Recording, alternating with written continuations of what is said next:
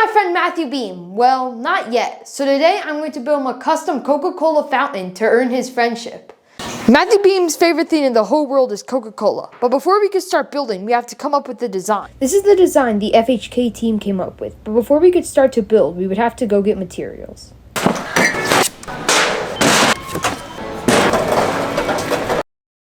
After we had all the materials, we started to pack up and get ready to start the build.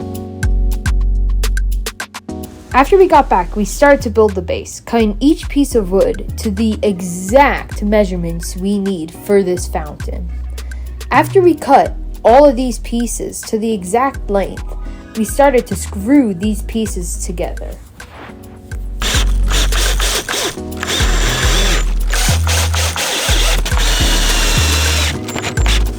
We just finished the core of the front side of the fountain. After we had that done, we started to work on the bottom until we ran into a little problem. The bin we're using to hold the Coke is too big, so we're gonna have to go back and get a new one.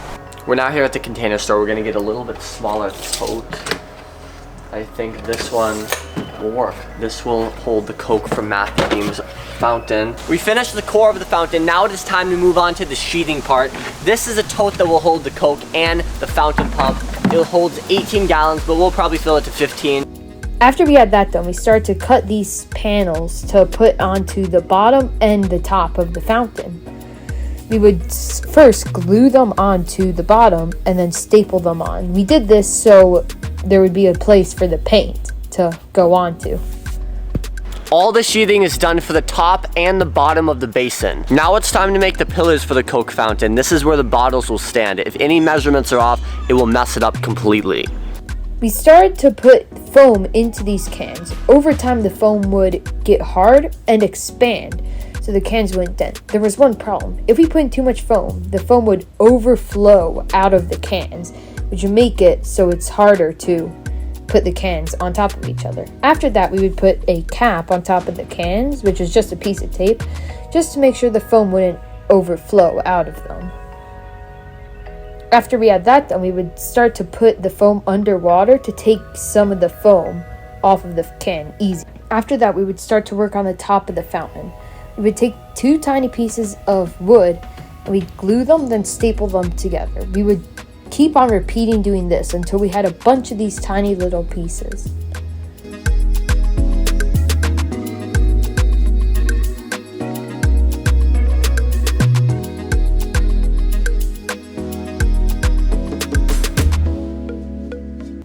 After we had all the tiny pieces, we would start to glue and staple them to each other to make almost a pyramid for these Coke bottles to stand on.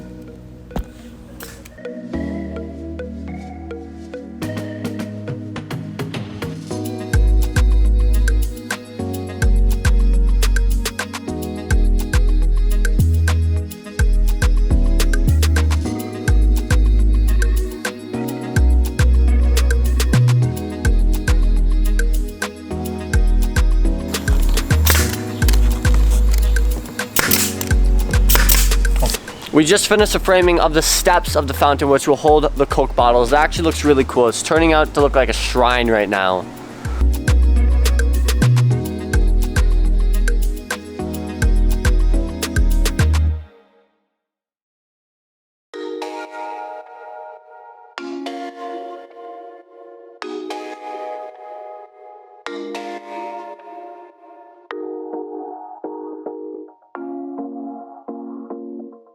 Then we started to sand down the pieces, making sure everything was nice and smooth for this fountain.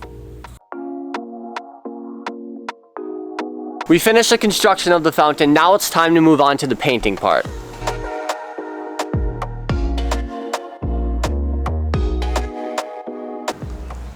Everything's packed up. Now it's time to hit the road and drive to Colorado. 2 days later. We just arrived in Colorado. I'm waiting to meet my friend Alex. He's about to show up to my hotel. After FHK and I met up, it was time to surprise Matthew. The Coca-Cola logo actually looks really good. Glitter effect. That looks awesome. Right? Put it down.